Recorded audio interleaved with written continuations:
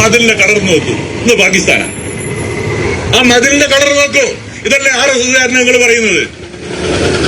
പച്ച മതിലടിച്ച ഏതെങ്കിലും ഒരു മതിൽ ഈ കേരളത്തിനകത്ത് എവിടെയെങ്കിലും കാണാൻ വേണ്ടി പറ്റുമോ?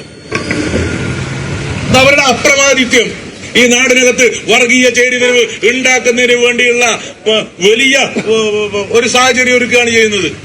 ഈ കേരളത്തിനകത്തെ തദ്ദേശ സ്വയംഭരണ സ്ഥാപനങ്ങൾ 70% ഭരിക്കുന്നത് CPIM-ന്റെ പ്രതിനിധിയാണല്ലോ.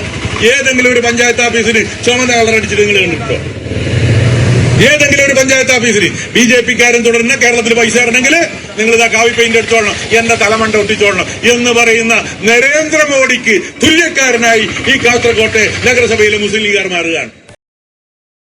കേരളത്തിനകത്തെ നഗരസഭകളുടെ എണ്ണമെടുത്ത് കൃത്യമായി അവിടെ നടത്തിയ വികസന പ്രവർത്തനങ്ങൾ, അവിടെ നടത്തിയ ശരിയായ രീതിയിലുള്ള പ്രവർത്തനങ്ങൾ അത് പരിശോധിച്ച് ഒരു റാങ്കിങ് കേരളത്തിനകത്ത് തയ്യാറാക്കുകയാണെങ്കിൽ കാസർഗോഡ് നഗരസഭയ്ക്ക് 1ാം സ്ഥാനം ഉണ്ടാവും. അത് മുമ്പിൽ നിന്നല്ല, അത് പുറകിൽ നിന്നാണ്.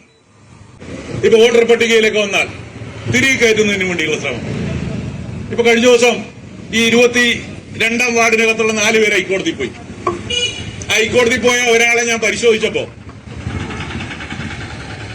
അവിടുത്തെ താമസക്കാരനെ അല്ല, അദ്ദേഹം ഹൈക്കോടതിയിൽ പോയ എനിക്കിവിടെ വോട്ട് വേണം എന്ന് പറഞ്ഞുകൊണ്ട് ഹൈക്കോടതിയിൽ പോയ ആളുകളെ ഒന്ന് പരിശോധിച്ചു നോക്കിയുമ്പോ അദ്ദേഹം മധൂർ പഞ്ചായത്തിലെ 7ാം വാർഡ് 138ാം നമ്പർ വീട്ടിലെ താമസക്കാരനാണ്.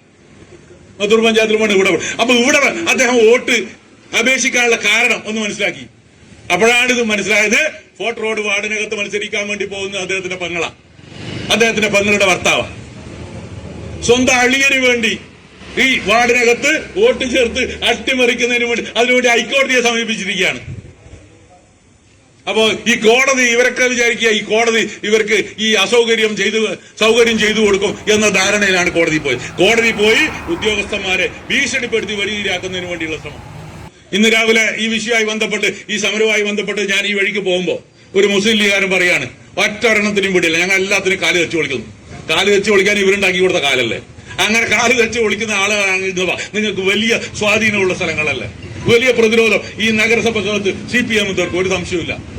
ഒറ്റ കാര്യമേ പറയാനുള്ളൂ, വ്യാജമായി വന്ന അപേക്ഷകളെ ആ വ്യാജൻ എന്ന് കലക്ടർ വിധിയെഴുതി വ്യാജനെന്ന്, JD വിധിയെഴുതി വ്യാജനെന്ന്, ഹൈക്കോടതി വിധിയെഴുതി വ്യാജനെന്ന് ഇവരെ വീണ്ടും തേടി കയറ്റാൻ ഏതെങ്കിലും ഒരു ഉദ്യോഗസ്ഥൻ, മുസ്ലിം ലീഗിന്റെ കാൽപാദം നടക്കുന്ന ഉദ്യോഗസ്ഥൻ തയ്യാറായാൽ അവര് പുറത്തിറങ്ങി ഇറങ്ങിയില്ല. അത്രേ ഞങ്ങൾക്ക് പറയാനുള്ളൂ. വേറൊന്നും പറയുന്നില്ല. ഭീഷണിയൊന്നും അല്ല കേട്ടോ, പുറത്തിറങ്ങി ഇറങ്ങിയില്ല എന്ന് മാത്രമേ പറയാനുള്ളൂ.